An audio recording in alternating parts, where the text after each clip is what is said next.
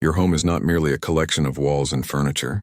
It is the space where you breathe without worry, where you can finally take off the mask you wear for the world. It is the one place where life should be allowed to flow naturally like water finding its own level. And yet how often do we invite into this sacred space people who disturb that flow? People who bring with them the weight of their anxieties, their judgments, their endless need to control and manipulate.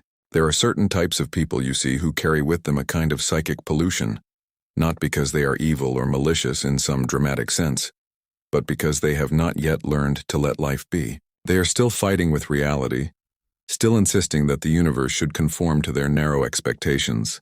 And when such people enter your home, they bring that fight with them. They bring the tension, the resistance, the constant low-grade anxiety that makes peace impossible. Let me tell you about the first type, the chronic complainer. This is the person who walks through your door and immediately begins to catalog everything that is wrong with the world. The weather is too hot or too cold. The traffic was unbearable. Their boss is an idiot. Their neighbor is inconsiderate. The government is corrupt. On and on it goes. An endless litany of grievances. Now you might think this is simply someone having a bad day, venting their frustrations. But watch closely. This is not occasional venting. This is their natural state. They have made a lifestyle out of being bothered by life. They wake up in the morning looking for things to complain about. They go to bed at night rehearsing their complaints for tomorrow. What they have forgotten or perhaps never learned is that complaining about reality is like shaking your fist at the rain. The rain does not care. It is not against you. It is just rain. The chronic complainer treats life as a personal insult. Everything that does not match their preferences becomes evidence that the universe is somehow failing them. But here is what they do not see. Their complaints are not observations about the world. They are revelations about their own mind. They are showing you that they have not yet learned the art of acceptance, the ability to say yes to what is. And when you invite such a person into your home, they bring this poisonous perspective with them. Suddenly your comfortable chair is not quite right. Your coffee is too weak or too strong. Your choice of music is questionable. Nothing is ever quite good enough because they have trained themselves to focus exclusively on what is wrong rather than what is simply present. But here is the deeper problem. Complaining is contagious. It spreads like a virus. You begin the afternoon feeling peaceful, content with your simple life. The complainer arrives, and within an hour you too are noticing all the little imperfections, all the things that could be better, all the ways in which life is not measuring up to some imaginary standard. The peace you felt has evaporated, replaced by a vague sense of dissatisfaction. This is why you must keep the chronic complainer away from your home.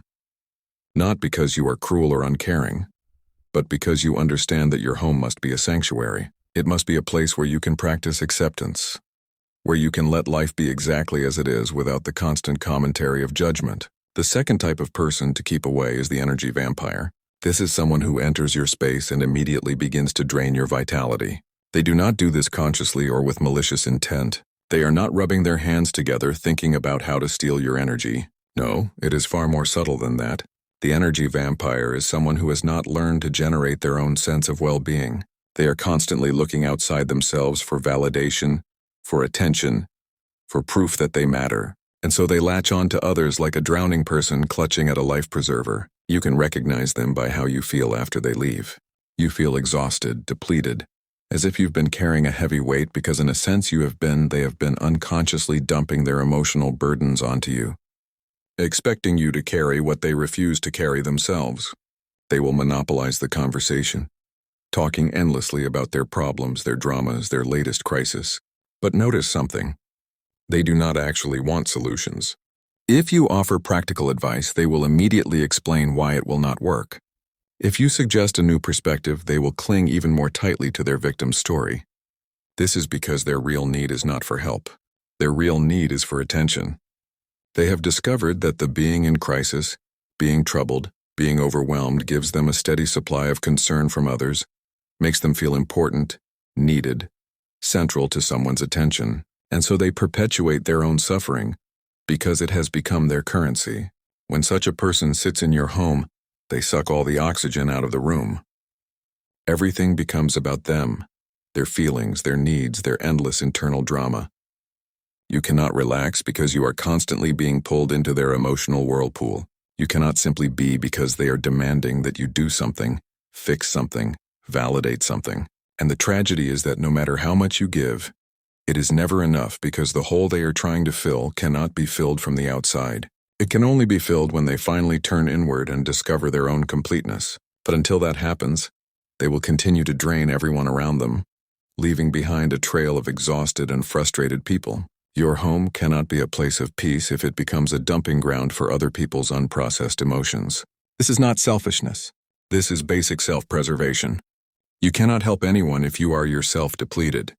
You cannot offer genuine compassion if you are resentful of being used. The third type is the person who treats your home as a stage for their performance.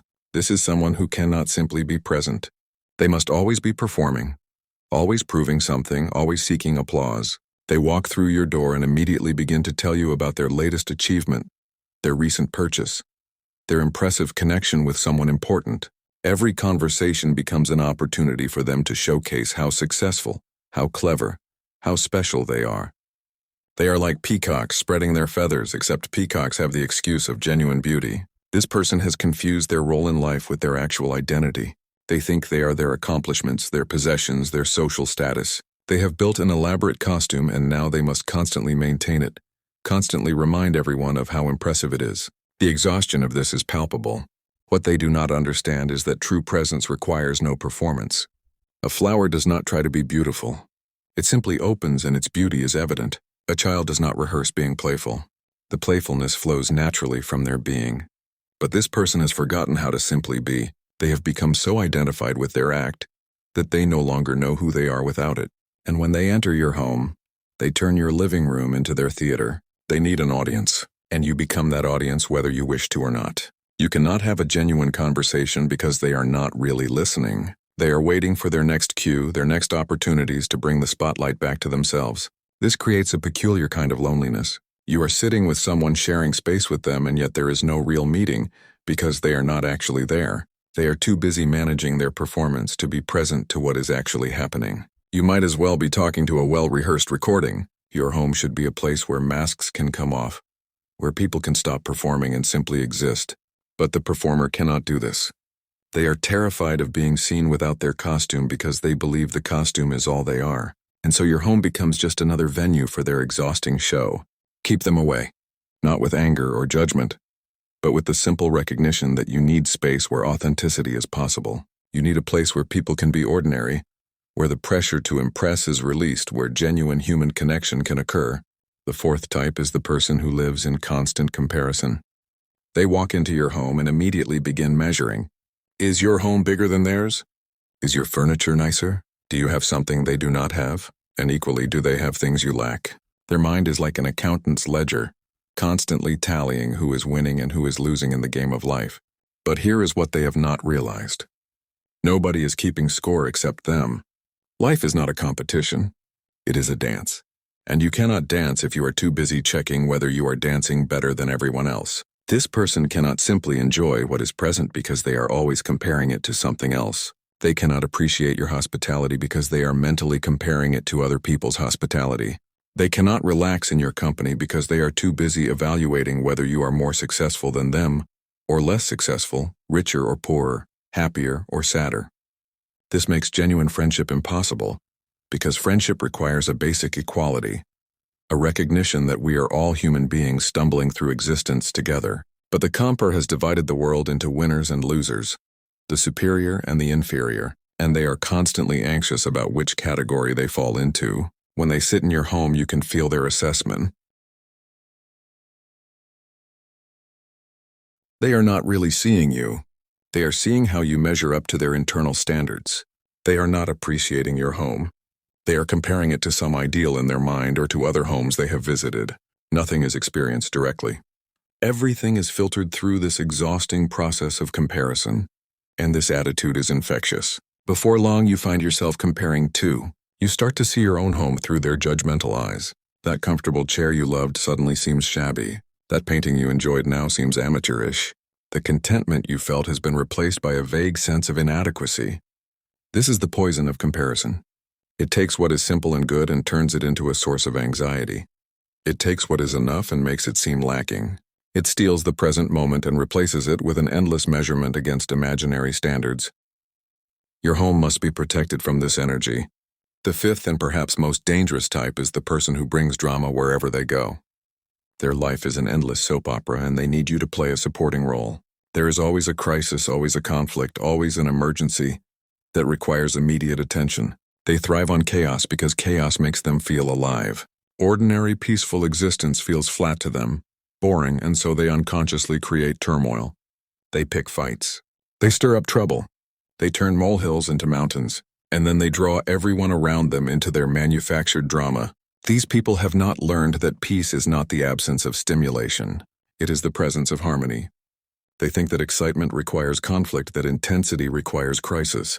They have confused the adrenaline rush of drama with actual vitality. When such a person enters your home, suddenly small things become large. They amplify everything, turning the volume up on life until the noise becomes unbearable. And here is their trick. They make you feel responsible for their drama. If you do not react strongly enough, you are unsupportive.